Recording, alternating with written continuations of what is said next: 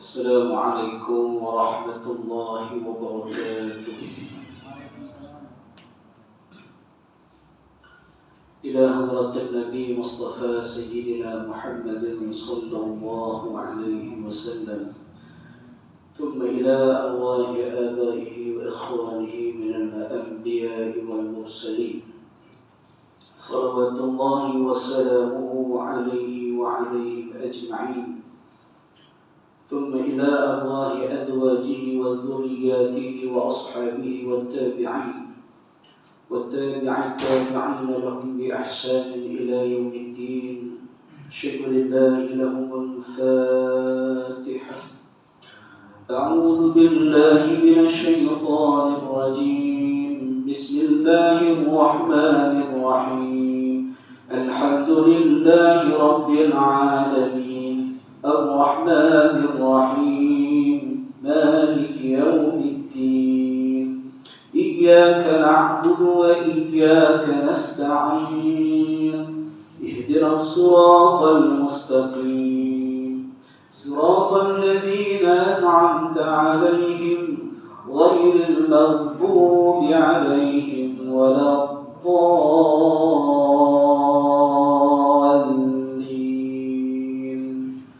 آمين. بسم الله الرحمن الرحيم. الحمد لله رب العالمين، وبه نستعين على أمور الدنيا والدين، ولا عدوان إلا على الظالمين، والصلاة والسلام على أشرف الأنبياء والمرسلين سيدنا محمد وعلى آله وصحبه أجمعين. سبحانك لا علم لنا إلا ما علمتنا إنك أنت العليم الحكيم. رب اشرح لي صدري ويسر لي أمري واحلل عقدة من لساني يفقه قولي. ربنا افتح بيننا وبين قومنا بالحق وأنت خير الفاتحين. اللهم اجعلنا من الذين يستمعون القول فيتبعون أحسنه. اللهم بارك لنا في رجب وشعبان وبلغنا رمضان. Ya Allah, ya Tuhan kami, Engkau berkatilah kami semua di dalam bulan Rajab ini, dan Engkau berkatilah kami di dalam bulan Sya'ban nanti. Ya Allah, panjangkanlah umur kami, sampaikanlah kami kepada bulan Ramadan pada tahun ini. Allahumma inna nas'aluka ilman nafi'an. Ya Allah, kurniakanlah kepada kami pada malam ini ilmu yang memberi manfaat, wa rizqan thayyibah, dan kurniakanlah juga kepada kami rezeki yang baik, wa amalan mutaqabbala, dan ya Allah kami mohon padamu agar Engkau menerima segala amalan kami. Wa sallallahu ala sayyidina Muhammadin wa ala alihi wa sahbihi wa sallam. Walhamdulillahi rabbil alamin. Summa amma ba'd. Yang dihormati lagi dikasihi Tuan Imam, Tuan Bilal, Tuan Sira, seluruh barisan ahli jawatan kuasa masjid, pegawai-pegawai masjid, ashabul fadilah, tuan-tuan guru, para alim ulama, para asatizah, pimpinan masyarakat, seterusnya yang saya kasihi lagi tuan-tuan, ayah-ayah muslimin, para jemaah, tetamu-tetamu Allah, tetamu-tetamu salat fardu maghrib, dan juga tetamu-tetamu majlis taman-taman syurga. Mudah-mudahan kita semua dirahmati, diridai, dan diberkati oleh Allah Subhanahu wa ta'ala, insyaAllah. Saya doakan kepada tuan-tuan semua yang pada malam ini dikurniakan oleh Allah dengan kesihatan yang baik, kekuatan tubuh badan, istiqamah di dalam mentaati perintah Allah, melakukan amalan dan ibadah kepadanya, istiqamah mengikuti majlis ilmu, Mudah-mudahan kita semua dicampakkan di dalam hati kita oleh Allah Subhanahu wa Ta'ala dengan rasa halawatul iman, yakni rasa lazatnya, rasa manisnya dan rasa sedapnya melakukan amal dan ibadah kepada Allah Subhanahu wa Ta'ala. Dan juga mudah-mudahan kita juga dikurniakan sakinah, yakni dikurniakan rasa ketenangan hati dan ketenangan jiwa. Dan seterusnya mudah-mudahan Allah Ta'ala memberikan kebahagiaan hidup dalam kehidupan kita di dunia ini maupun kehidupan kita di hari akhirat nanti. InsyaAllah, amin ya rabbal alamin. Tuan-tuan muslimin, para jemaah yang dirahmati Allah Subhanahu wa Ta'ala sekalian, sebelum kita terlupa, mari sama-sama kita berniat i'tikaf di dalam masjid. نويت أن ينتكف في هذا المسجد سنة لله تعالى. Alhamdulillah, pertama dan selama-lamanya kita merafa'kan setinggi rasa puji dan syukur kita kepada Allah Subhanahu wa Ta'ala, kerana dengan rahmat, kasih dan sayangnya Allah Subhanahu wa Ta'ala masih lagi mengurniakan nikmat panjang umur dan panjang usia. Dapatlah sama-sama kita melakukan ketaatan di atas segala perintah yang Allah Ta'ala telah perintahkan kepada kita, dan kita sama-sama dapat melakukan amalan dan ibadah yang mana ianya akan menjadi bekalan yang kita akan bawa selepas daripada kematian, iaitulah dalam perjalanan kita untuk kita menemui pencipta kita, Allah Subhanahu wa Ta'ala.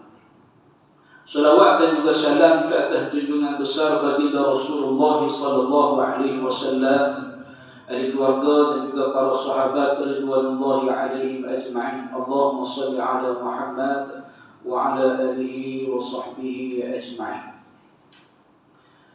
Baik, tuan-tuan muslimin yang dirahmati Allah, saya mohon kemaafan di atas ketidakhadiran.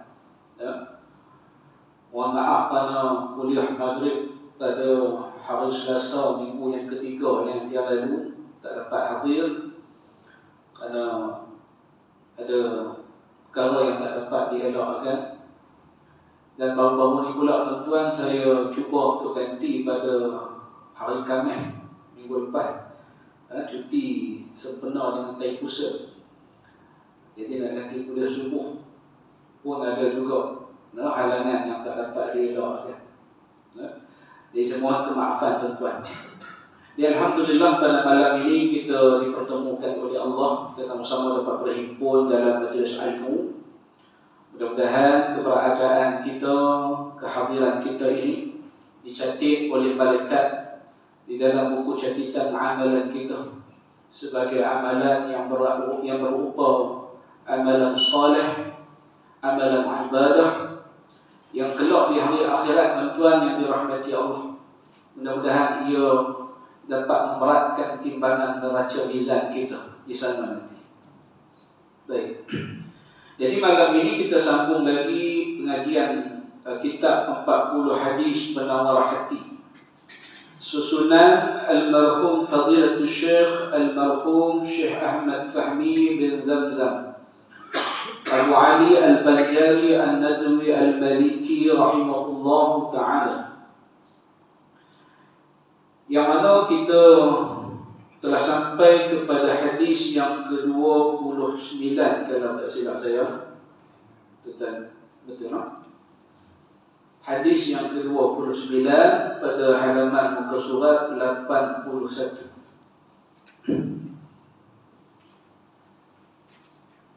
Jadi malam ini tuan-tuan yang dirahmati Allah, marilah sama-sama kita belajar. Kita melihat kepada satu hadis di dalam kitab kita. Mudah-mudahan ia menjadi satu perkara yang boleh kita ambil sebagai ilmu, kita ambil sebagai pengetahuan, seterusnya menjadi kefahaman kepada kita untuk kita amal dan dapat sampaikan Juga mudah-mudahan ia menjadi pengajaran yang aktibar kepada kita pada malam ini, khususnya dalam konteks apa yang disebutkan bagi tajuk kitab kita, iaitu penawar hati. Dalam usaha kita untuk sama-sama kita mengubati penyakit-penyakit yang ada di dalam hati kita, terutama sekali sifat-sifat mazmumah, sifat-sifat yang tercela, yang tak dapat lari lah tuan kita kata. Sebagai manusia biasa, tiap-tiap kita ni ada sifat-sifat tersebut. Baik, kita tengok malam ini tuan-tuan hadis yang ke-29, beramallah sebelum terlambat. Itu tajuk bagi hadis kita pada malam ini. Bismillahirrahmanirrahim. An Abi Hurairah radhiyallahu ta'ala anhu anna Rasulullah sallallahu alaihi wasallam qala badirul a'mal badiru bil a'mali sab'an hal tantaziruna illa faqran munsiyan أو غنى مطغيا أو مرضا مفسدا أو حرما مفندا أو موتا مجهزا أو الدجال فشر غائب ينتظر أو الساعة فالساعة أدحى وأمر أو كما قال صدق رسول الله صلى الله عليه وسلم. الحديث رواه الإمام الترمذي وقال حديث حسن. Baik. Hadis pada malam ini menceritakan kepada kita tuan-tuan sekalian daripada Sayyidina Abu Hurairah radhiyallahu ta'ala anhu, bahwasanya Rasulullah sallallahu alaihi wasallam bersabda, sallallahu alaihi wasallam, badiru bil a'mali sab'an. Nabi kata apa tuan-tuan? Nabi pesan kepada para sahabat, Nabi beritahu kepada para sahabat, Badiru ni bermakna bersegeralah. Bersegeralah kata Rasulullah.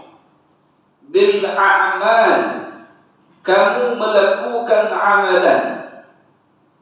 Sab'an, sebelum menemui 7 perkara. Nabi kata, bersegeralah kamu melakukan amalan sebelum datangnya 7 perkara. Sebelum kita berjumpa dengan 7 macam perkara ni tuan-tuan.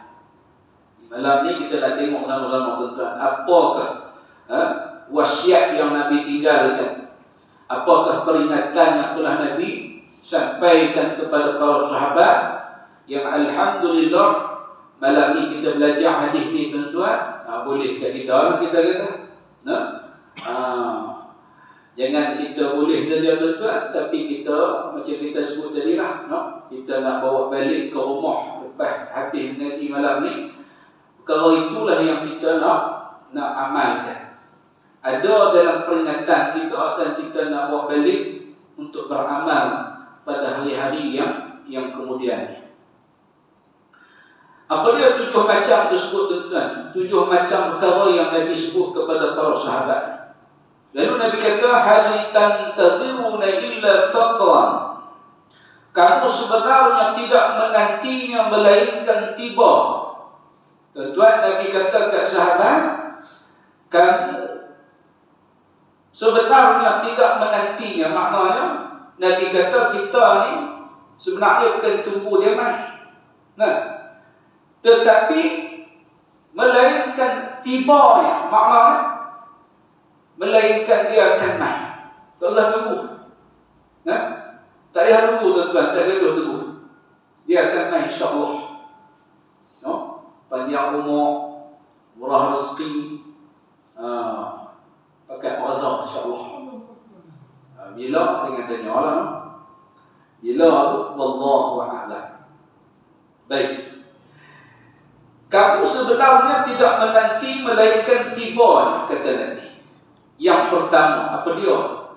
Yang Nabi maksudkan, kamu sebenarnya tidak menantinya melainkan dia akan main. Jangan risau, tuan-tuan. Usah orang Perak kata usah risau. Nah, insya-Allah dia main. Main tak main itu wallahu a'lam lah, kerja Allah. Tapi apa yang Nabi habaq ni, nah, kita kata tadi sebagai apa? Panduan, sebagai peringatan. Kita beringat. Nah, beringat di mana pun kita ingat Nabi habaq itu akan berlaku. Yang pertama ialah kata Nabi sallallahu alaihi wasallam, kemiskinan yang melalaikan. Nah, hak mula-mula sekali Nabi kata ialah kemiskinan yang melalaikan. Lagu mana maksud dia? Kemiskinan yang melalaikan. Bukan maksudnya tuan-tuan semua orang yang apabila Allah Ta'ala uji mereka itu dengan kemiskinan hidup menyebabkan mereka itu lalai. Tidak juga. Nabi sebut ini secara umum. Nah, tapi bukanlah kita kata semua orang yang ditimpa masalah ataupun ujian miskin, hidup susah, nah, kesusahan kehidupan, mereka ni jadi lalai. Lalai dari mana? Yang dimaksudkan itu iaitu lalai daripada mengingati Allah Subhanahu wa taala. No? Tidak semua, tuan-tuan. Cuma kita nak ambil kefahaman apa yang Nabi sebut ni ada kebenaran. Apa Nabi kata tu ada betul. Walaupun tak semua, tapi berlaku tak, tuan-tuan? Apa Nabi kata itu adalah benar. Bermaksud ada yang sebegitu, tuan-tuan. Ada yang kita kata orang miskin yang bila Allah Ta'ala uji mereka dengan kesusahan hidup, kemiskinan hidup, mereka jadi lalai. Nah, lalai dengan apa? Iaitu lalai dengan nak mencari sesuatu nasib, nak cari rezeki, nak cari sesuatu yang boleh menampung kehidupan mereka. Jadi kita tak nafikan, kita tak kata siapa pun bukan kata orang miskin. Kita orang yang tak berapa miskin, tak berapa miskin. Orang yang sederhana lah, kategori sederhana. Tak tahulah ketentuan kaya lah. Banyak kita ni taklah sampai tahap kaya. Tapi tengah-tengah barangkali lah boleh jadi begitu lah. Sederhana, kehidupan sederhana. Kata orang cukup makan, Ustaz. Lepas lah nak makan, nak isteri, nak satu keluarga. Takatlah alhamdulillah tu pun jimat cermat. Baik. Okeylah tu tuan-tuan, alhamdulillah. Kalau nak banding orang yang kita kata bawah daripada kita, orang susah, orang miskin, lagi lah kita kata kehidupan mereka tu jenuh. Kek bagi makan bagi kek, petang makan petang. Jadi bukan kata orang miskin saja, tuan-tuan, malahan orang yang kita kata tak, bukan kategori miskin ni pun sama juga, tuan-tuan, lalai juga. Termasuklah orang kaya pun. Saya kita faham malam ni, tuan-tuan, kita hanya nampak orang miskin saja, tidak. Cuma Nabi sebut orang miskin ni, bila sampai, bukan kata orang, bila sampai kepada kemiskinan yang boleh melalaikan, kita tak miskin, tuan-tuan. Mungkin kita kata kita miskin, kita duduk sembang dengan siapa-siapa, duduk cerita dengan siapa-siapa, kita kata saya ni miskin, Ustaz. Kami ni orang miskin, orang kampung. Tak apa, tuan-tuan. Kemiskinan yang berlaku kepada kita masih lagi boleh kita jaga, masih lagi boleh kita kawal. Maksud saya tu, kemiskinan yang tidak menyebabkan kita lalai daripada mengingati Allah Subhanahu wa taala. Ingat tanggungjawab, ingat kewajipan. Nah, antaranya kewajipan kita di dalam mentaati perintah Allah, menunaikan solat umpamanya. Nah, miskin ke kaya ke kena sembahyang, lebih-lebih ke orang kaya. Nah, orang miskin pun kena sembahyang. Kita dah sebut dah sebelum-sebelum ni. Tak kira siapa pun, kewajipan sembahyang ni semua kan. Orang tua ke orang muda ke lelaki ke perempuan ke miskin ke kaya ke sihat ke sakit semua kena. No? Jadi kita bimbang tuan. Bimbang kalau satu masa mungkin tuan Allah Ta'ala uji kita dengan kemiskinan yang boleh menyebabkan kita jadi lalai. Itu maknanya. Takatlah alhamdulillah. Nak kata kaya tak kaya, sederhana hidup Ustaz. Nak kata miskin pun tak. Kalau kata miskin nampak sangat tak betul. Pasal apa? Kita ada pencen, setengah orang tu pencen. Walaupun pencen tak besar, tapi kalau kata sebulan 2,000 nak duduk makan 2 orang banyak tu. Banyak tu. Anak-anak mau lepas dah mengaji sebagainya, belajar sebagainya. Ataupun kalau tak pencen pun kita kata ada masih bekerja, ada pendapatan. Anak-anak pun masing-masing dah bekerja, mereka pun ada rezeki mereka sendiri. Jadi kita cuma cari untuk apa? Untuk orang kata sara hidup kita dan isteri, dan mungkin ada anak-anak lagi yang masih tak lepas lagi. Baik. Tapi banyak ni insya-Allah kalau kira-kira tengok ayah-ayah kira banyak. Dia kata mau dah lepas buat anak-anak. Alhamdulillah. Jadi tahap kita ni ayah-ayah, saya ni taklah, saya ni pasal perjalanan jauh lagi. Kata orang muda nak membesarkan anak-anak. Macam mana ayah-ayah tempuh dulu ni sekarang ni yang bagi anak-anak muda macam saya ni, kita tengah orang kata tengah struggle. Zaman lah ni dia cabaran dia lagi besar. Apa yang kata istilah struggle maksudnya bergelut. Bersusah. Ada setengah tu kerja siang malam, terpaksa buat dua kerja dan sebagainya. Tak lain dan tak bukan tu yang kita sebut tadi, nak menampung kehidupan pada hari cabaran. Jadi kita kena banyak syukur kebaikan yang kata ayah-ayah ni. Alhamdulillah, syukur kerana apa? Kita tak sampai kepada tahap miskin yang boleh melalaikan kita. Dan kita tak minta sebenarnya. Kita tak minta, ya Allah, ujilah aku dengan kemiskinan. Aku dah bosan dah lah ni kaya. Aku dah bosan dah, senang hidup ni. Segala seperti semua ada. Nak rasa, kalau boleh nak rasa susah pula, nak rasa miskin. Ada tak tuan-tuan? Siapa-siapa yang minta begitu? Tak ada. Jangan diminta tuan-tuan, kalau Allah Ta'ala uji dengan kesusahan, kemiskinan, waktu tu bukan jadi elok lagi. Bukan ku elok, kata orang. Na'udzubillah. Sebaliknya yang berlaku ialah jadi tak elok. Ta'ala ni alhamdulillah. Kita kata boleh main masjid, boleh mayang jemaah, ada pengajian kita duduk mengaji. Ingat tu yang kata tanda-tanda kita ingat pada Allah. Kita usaha untuk mendekatkan diri kepada Allah Subhanahu wa taala. Tak mau nanti Allah Ta'ala uji kita dengan miskin, lalu kita jadi lalai. Waktu tu tuan-tuan nak main masjid, nak mayang jemaah, nak mengaji sebagainya ni tak ada. Sebab alasan yang diberikan ketika itu kita kata apa? Kami ni orang susah. Mana nak nak fikir bab-bab. Kadang-kadang tak ada nak fikir bab mati pun tak ada. Bab akhirat pun tak ada. Berapa dia fikir ni nak makan apa? Nak cari rezeki dan sebagainya. Ini yang dimaksudkan oleh Rasulullah sallallahu alaihi wasallam. Baik, jadi orang yang diuji dengan kemiskinan ini yang setengah pihak tuan-tuan, NGO ke siapa-siapa, masjid ke, kalau kita buat usaha ziarah tuan-tuan. Ini penting. Orang miskin kita kena apa? Kena dekati tuan-tuan. Yang kata asnaf, golongan asnaf. Kita kena turun padam. Bukan kita tak boleh biar mereka ni. Karena kalau kita biar tuan-tuan, boleh jadi mereka ni makin jauh. Makin Maka akan kata apa? Kami ini dipinggirkan oleh masyarakat. Nah, dipinggirkan oleh banyak orang. Kalau sebab melihat kami ini hina sebab kami ini miskin. Sebab tu peranan ahli masyarakat ni dia kena turunkan.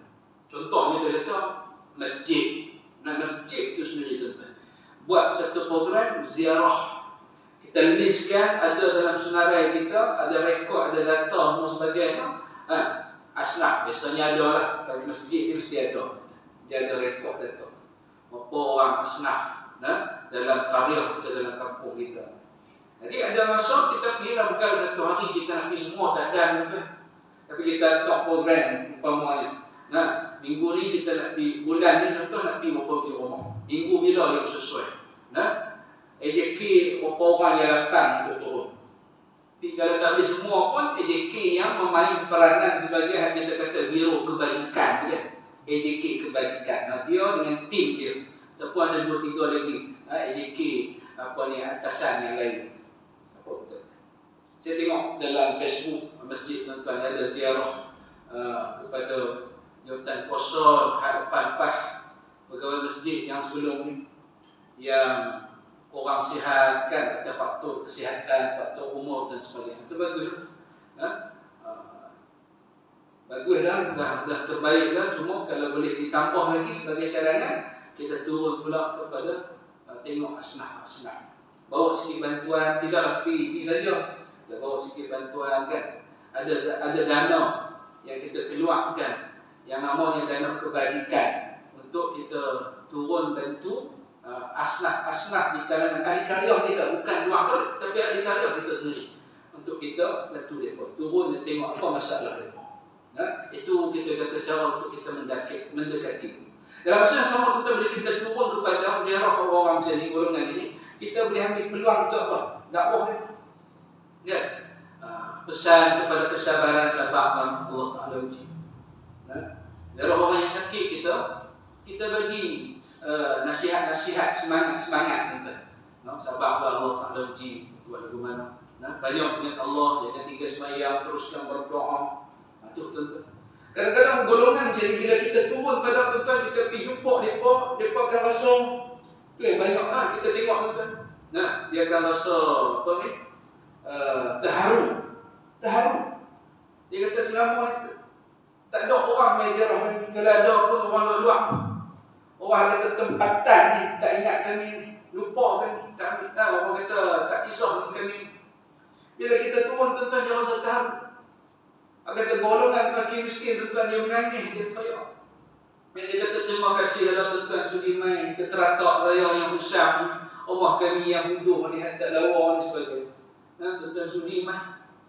Tuan-tuan, kita dengar ayat tu, kita rasa apa ya Allah, kedatangan kita ni disambut, diraikan, walaupun oleh golongan yang kita kata orang yang kata miskin ni. Tapi niat kita bukan apa, niat kita untuk kita nak jumpa, nak ziarah, dan kita nak bagi sedikit sebanyak yang boleh meringankan kehidupan tadi. Boleh lah, betul kita kata tuan-tuan. Jadi kalau kita tak buat itu, kita biar tuan-tuan, boleh jadi mereka akan bagi alasan kita sebut tadi lah. Semua orang tak ambil berat, tak ambil hirau pasal kami, tentang kami ni orang miskin, kami ni tak ada duit. Dia mereka rasa mereka ni teruk sangat tuan-tuan. Akhirnya mereka buat keputusan apa? Tinggal amalan ibadah jauh dengan Allah, makin jauh makin lalai, tak taat perintah Allah dan sebagainya. Ini bukan kita kata tak terjadi tuan-tuan, tetapi inilah perkara yang banyak terjadi tuan-tuan. Orang miskin, orang susah-susah dan sebagainya. Jadi kita tanya sembahyang. Saya sebelum tuan-tuan duduk turun-turun juga. Bila ada bantuan-bantuan yang diserah pada saya pada mana-mana pihak, kita sukarela, bukan kita ada maksud lain tuan-tuan. Mana-mana NGO dia nak bagi kita, Ustaz, nak tak kami bagi 30 pack contoh Ustaz tolong pergi cari. Bukan senang tuan-tuan.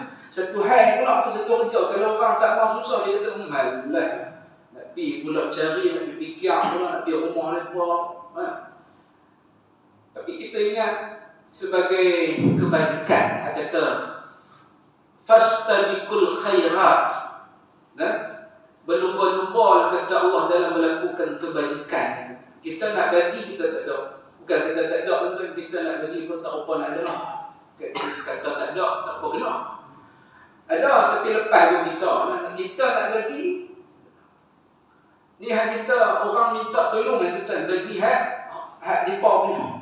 Cuma kita nak kena usaha sikit, kena pergi cari, pergi turun bagi. Saya kata tak apalah, kalau lagu tu tak apa. Nah, saya tolong dia. Ni baru ni pun ada di rumah tuan, berapa orang mai bagi pula lagi. No? Tak apa, saya kata. Kita pun tak ada nampak tuan, tak ada masalah. Yuk pikir cuti bulan 2 ni, cuti sekolah bulan 2 ni. Nak pergi lah ihtiar tengok cari siapa yang dalam karya, dalam tempatan kita yang layak menerima. Ya, tuan-tuan. Jadi benda-benda macam ni kita kata kebajikan. Kalau kita boleh bagi hak bahagian kita ada rezeki lebih, kita ada duit, silakan. Tapi kalau kita tak mampu bagi tuan-tuan, paling kurang kita buatlah kerjasama dengan mana-mana pihak, masjid ke, NGO ke, mana-mana pihak yang boleh kita kerjasama dalam kau. Baik, selesai yang pertama tuan-tuan. So dia kata Nabi SAW. Perkara yang kedua pula Nabi sebut kekayaan. Saat-saat tadi itu miskinan. Ni yang kita sebut tentang bukan miskin saja, kaya pun ujian juga. Kata Rasulullah, au ghinan mudghiyan. Apa maksudnya? Kekayaan yang menyebabkan kezaliman. Kalau tadi miskin yang menyebabkan kepada lalai. Lalai daripada mengingati Allah, jauh daripada Allah Subhanahu Wa Taala. Kalau kaya pula lagu mana Nabi kata? Allah Ta'ala uji ke kita ni, kita jadi kaya tuan-tuan. Bukan tak bagus kaya. Kaya bagus pada satu sudut, kaya yang boleh menyumbang, membantu dan sebagainya. Okey? Tapi kalau kaya yang menyebabkan kita jadi zalim tuan-tuan. Zalim ni maksudnya apa dia? Tuan-tuan? Ayah. Zalim ni maksudnya apa? Bukan maksud jadi orang kaya yang jahat. Kita faham zalim ni kira jahat. Jadi zalim ni bagi kita jahat. Zalim. Zalim ini dia lawan bagi adil tuan. Adil maksudnya meletakkan sesuatu layak pada tempatnya. Itu maksud adil. Zalim ni maksudnya apa? Meletakkan sesuatu tidak sesuai pada tempatnya, tidak layak pada tempatnya. Lagu mana maksudnya? Orang kaya yang Nabi kata apa? Menyebabkan kezaliman. Dia kaya, tapi dia tidak gunakan kekayaannya untuk dia salurkan kepada yang kita kata bantulah orang yang susah, yang tidak berkemampuan. Patutnya begitu. Patutnya begitu tuan-tuan. Ni kata ujian bagi orang kaya. Allah Ta'ala bagi kaya tu bukan saja Allah Ta'ala bagi kaya, murah rezeki. Tapi untuk dia melihat di sekeliling dia ataupun mana-mana orang yang kurang berkemampuan, untuk dia bantu. Macam kita kata tadi, kita tak kaya nak bantu macam mana? Orang kaya bolehlah bantu. Tapi kalau dia kaya tapi dia tak bantu, dia tak tolong, apa guna dengan kekayaan yang Allah Ta'ala bagi? Lagu tu. Jadi kekayaan yang menyebabkan zalim, maknanya dia tidak gunakan kaya tu untuk berinfak, bersedekah, menyumbang, berzakat, berwakaf, apa macam-macam itu. Tuan-tuan ni, kita ni kalau faham tuan-tuan, kita nak kaya tuan-tuan. Kalau kita fikir balik, kaya ni bagus. Tu banyak orang hari ni kita tengok dia faham tuan-tuan. Dia usaha buat perniagaan kok, dan niat dia kata, saya ustaz buat niaga, buat bersinah buat ni dengan niat matlamat, kalaulah Allah Ta'ala bagi kaya, saya nak bantu orang susah. Bagus kita kata. Ada tuan-tuan banyak. Lah ni banyak orang yang buat bisnes, dia niaga sebagainya, yang dia beritahu kalau dia niaga dia bagus, niaga dia menjadi, dia kaya, dia kata dia nak bantu orang susah. Saya jumpa ramai. Alhamdulillah saya kata kalau ada niat macam tu penting. Tak mau kita nak kaya tapi kita melupakan orang susah. Nanti Allah Ta'ala akan hisap tu. Kita tak kaya, Allah Ta'ala nak hisap tu kan orang kaya. Takkan dia terlepas daripada hisap Allah. Ni kita tak kaya, Allah Ta'ala akan hisap kita. Duit kita, harta kita, baju kita, kereta kita, rumah kita, tanah kita. Yang nak hisap tu. Duit dalam bank. So kita mati kita tinggal ni. Dia tanya. Duit yang kita dah belajar apa dia tanya apa? Semua hak Allah Ta'ala betul. Dia berhak tanya balik. Itu dengar alim ulama cerita tentang Allah Akbar. Risau. Dia nak hisap kain baju kita tuan-tuan yang kita sebut dalam kuliah sebelum ni kan. Tak boleh pakai kan tak celuh ke apa bagi ke orang. Sebab esok Allah Ta'ala tanya. Dia hisap. Hang tak pakai tapi hang simpan apa? Aku bagi sebagai rezeki. Dah tak boleh pakai bagi ke orang betul kan? Itu untuk menyambung jariah tentang menyambung saham pahala pada kita. Tapi kalau kita simpan dia tak ada pahala apa. Itu Allah Ta'ala nak tanya balik. Tentang dirahmati Allah. Itulah yang lain-lain pun semua Allah Ta'ala kisah. Orang kaya tak ada dia lah kisah. Tuan-tuan, sebab tu Nabi sebut dalam hadis yang kita pernah dengar tuan-tuan yang Nabi kata apa? Aku melihat ramai di dalam neraka orang apa? Orang kaya. Sedangkan orang miskin banyak dalam syurga. Ada juga hadis yang Nabi kata apa? Dalam neraka apa ada orang miskin juga. Ini bukan yang macam awal tadi kita kata bukan umum. Tapi sebenarnya bukan melibatkan semua. Ada orang miskin yang masuk syurga, ada juga orang miskin yang masuk neraka. Begitulah juga ada orang kaya yang masuk syurga, ada juga orang kaya yang masuk neraka. Ini melihat balik kepada apa yang dilakukan dengan kekayaan, apa yang dilakukan dengan ujian kemiskinan itu sewaktu hidup. Dan Allah Ta'ala nilai itu kan. Allah Ta'ala hisap. Orang kaya hisap, Allah Ta'ala hisap cara orang kaya. Hang buat dah hak tadi ni kebaikan-kebaikan buat. Okey. Kalau Allah Ta'ala redha dengan usaha dia, dengan pekerjaan yang dia telah buat tentang syurga bagi dia. Begitu juga orang miskin pun. Allah Ta'ala hisap, Allah Ta'ala nilai, Allah Ta'ala redha. Hang redha dengan kemiskinan, hang sabar, hang cekal, hang tabah, hang harum buat hidup ni. Dekatkan diri pada aku, terus berdoa sebagainya. Allah Ta'ala kata bagi hang syurga. Itu bagi kita kata orang kaya orang miskin yang boleh syurga. Ini azan. Ada kata? Ada. Bila ada? Tak ada kita sama sikit. Itulah orang yang masuk neraka bersama tuan-tuan. Allah Ta'ala kisah kekayaan yang menyebabkan dia masuk neraka. Orang miskin bersama yang menyebabkan dia masuk neraka. Allah Ta'ala hisap semua. Baik, selesai. Itu yang ketiga. Yang kedua, seterusnya yang ketiga tuan-tuan dirahmati Allah. Nabi sebut perkara yang ketiga ialah au maradan mufsidan, atau sakit yang merosakkan badan. Ini ujian penyakit.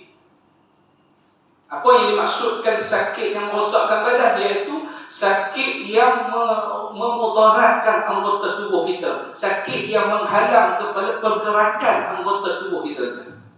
Ni, itu yang kita sebut tadi. Tera-tera lah ni, alhamdulillah. Boleh main masjid. Oh, tadi tak masuk betul ni. Oh, masuk dah. Oh, ni bodoh tadi. Baik-baik. Maknanya kita boleh mari, kita boleh lagi bergerak, tak kira. Tapi kalau nanti ni Allah Ta'ala uji dengan penyakit tentang waktu tu tak ada. Tak ada mana kita buat lah ni, kita boleh main masjid, boleh semayang jemaah, boleh duduk sila walaupun kan. Orang kata saya kelih main kelih pi ni.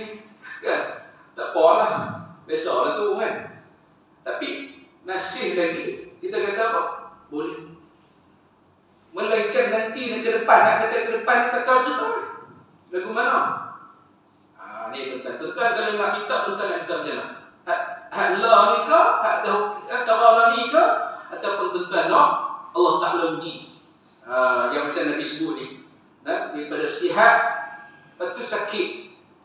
Sihat macam-macam boleh buat. Bila main sakit ni, faham-faham. Banyak benda yang menghalang kita. Urusan kehidupan kita. Dekat kita. Itu maksudnya.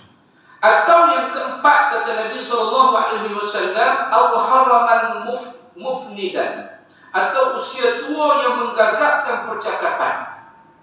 Nah, tadi kan Nabi kata awal-awal kan, kamu sebenarnya tidak menantinya, tapi dia akan tiba. Panjang umur murah rezeki, dia main semua. Waktu yang kata apa, main usia berumur dah tua,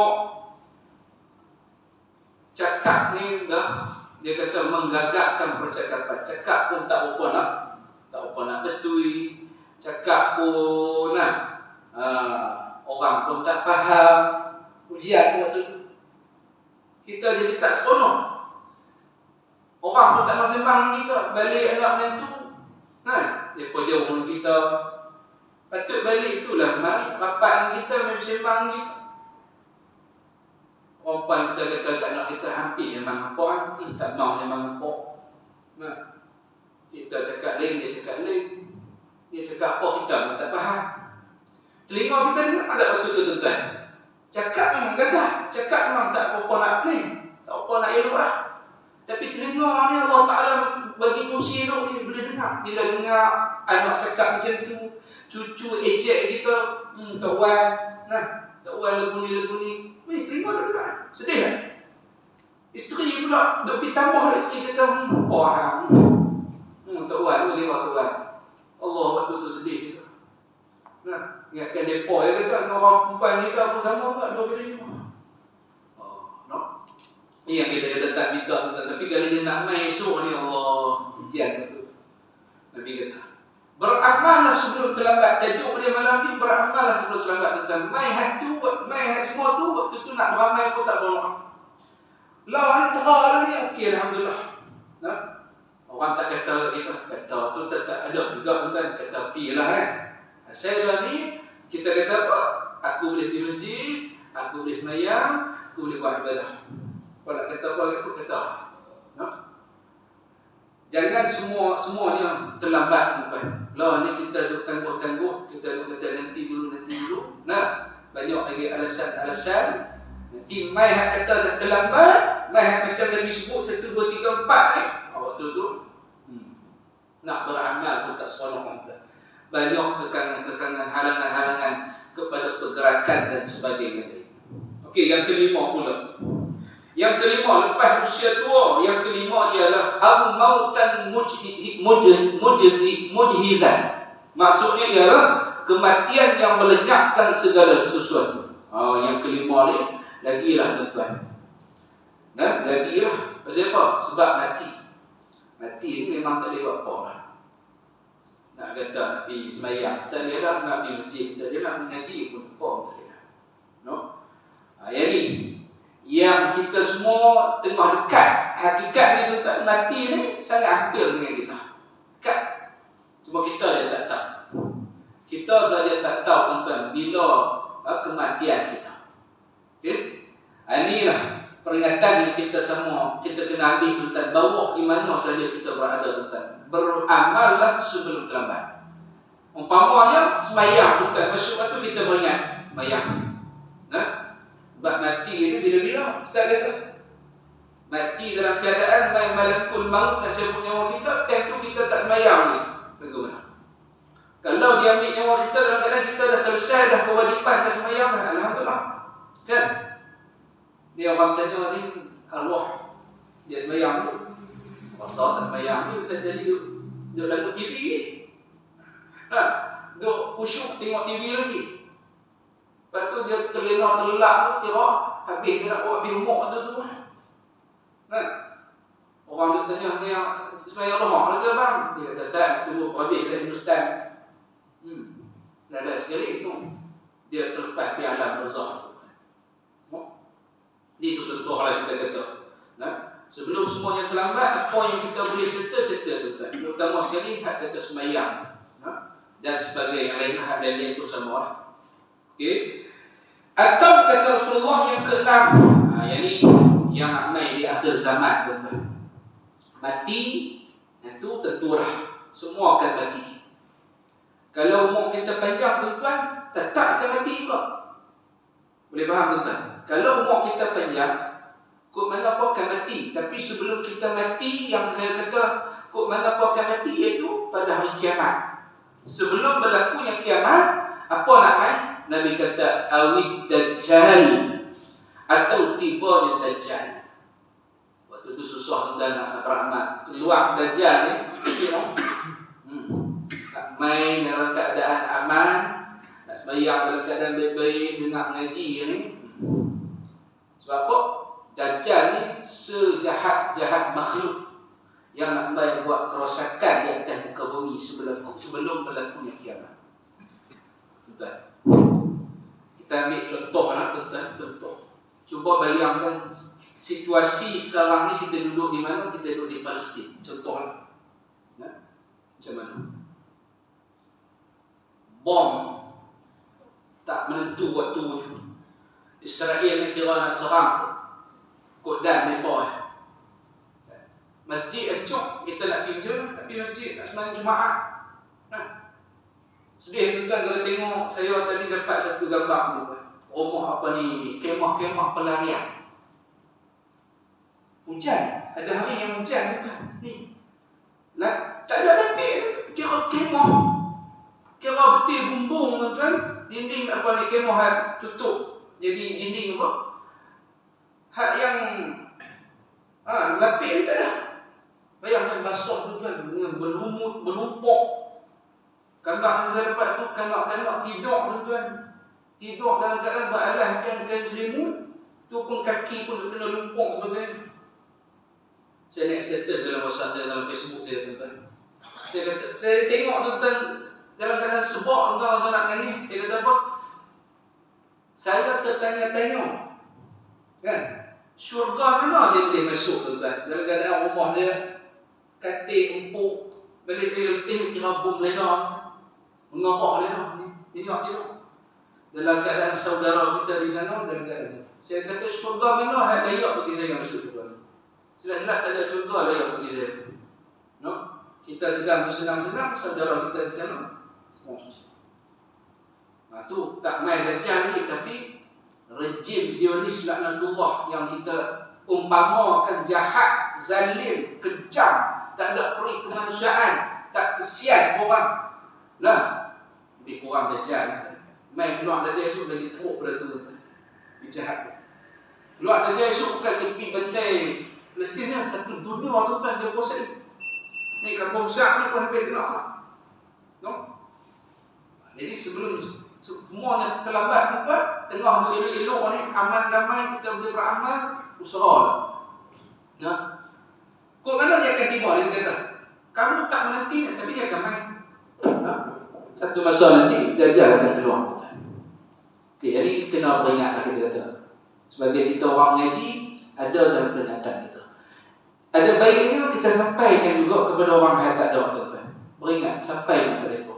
Ya. Tuan-tuan tengok hari ni, saya tengok satu fenomena yang bagus tuan-tuan. Dan semua tuan-tuan tengok juga. Kata fenomena apa? Semayang subuh macam semayang Jumaat.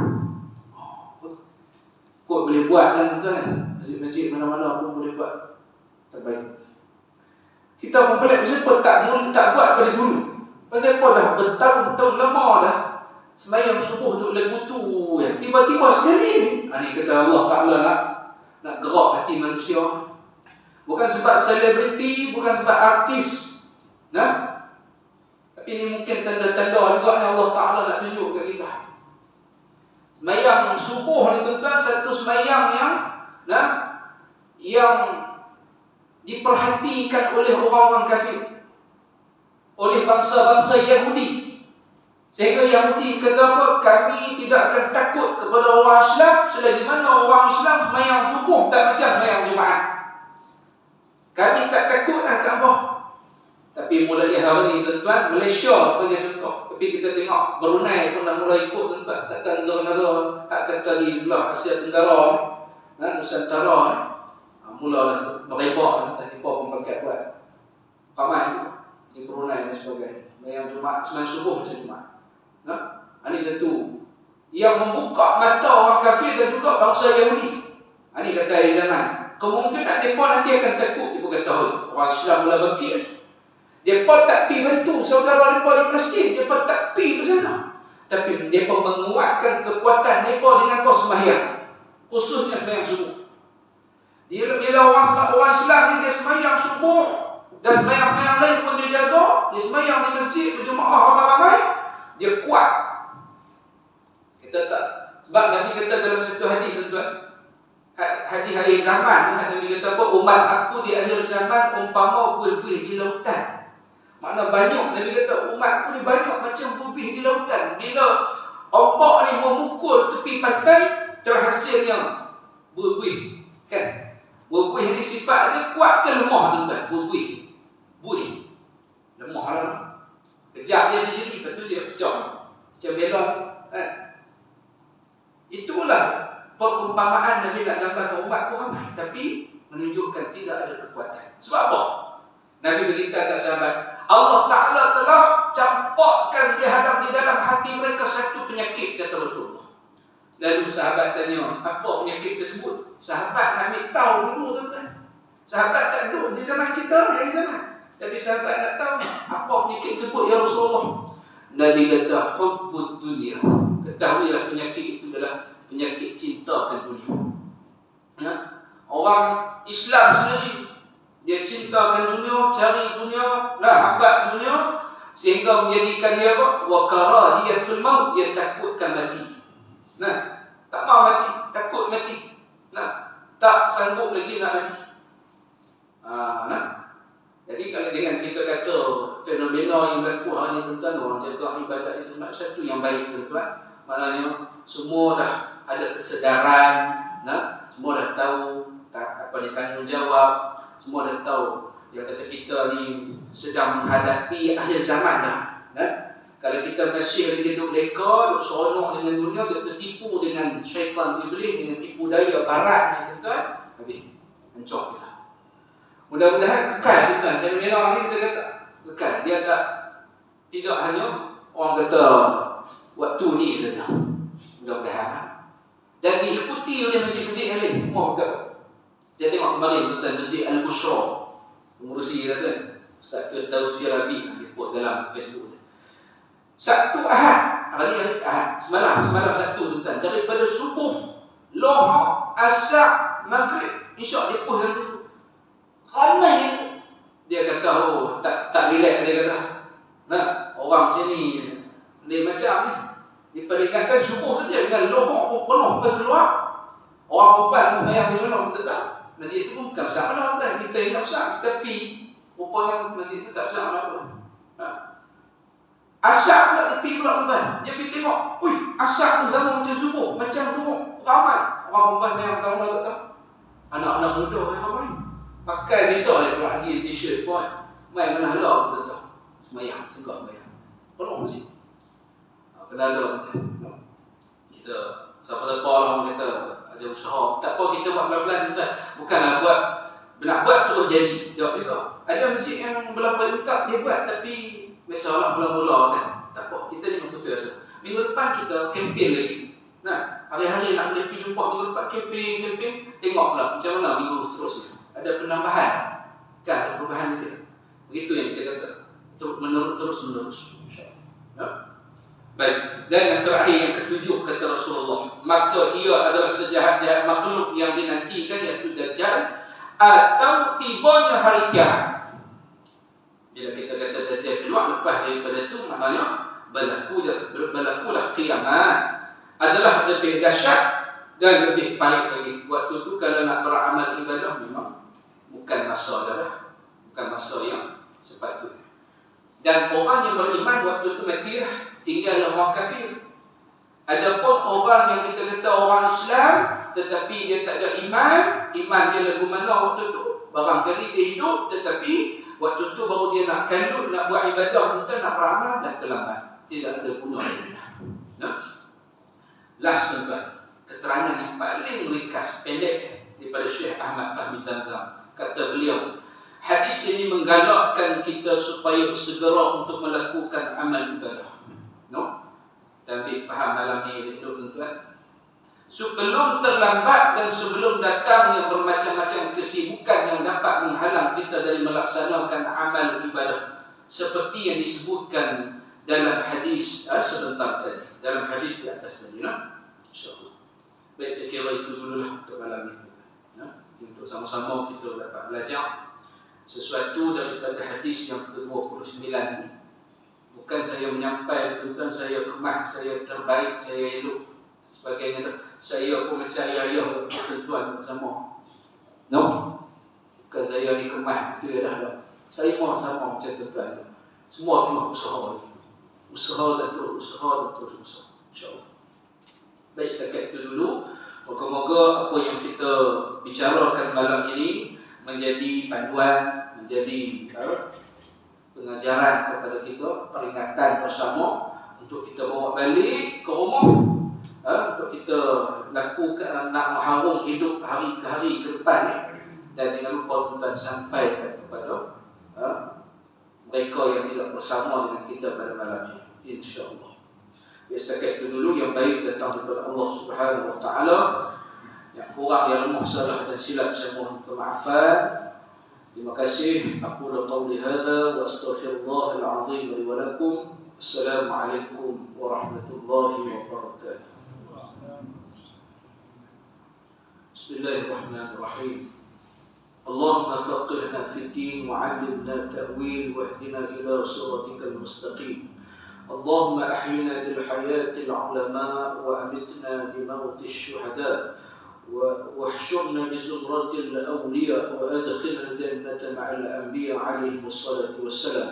ربنا زدنا علما وارزقنا فهما وصلى الله على سيدنا محمد وعلى آله وصحبه وسلم والحمد لله رب العالمين. تقبل الله منكم.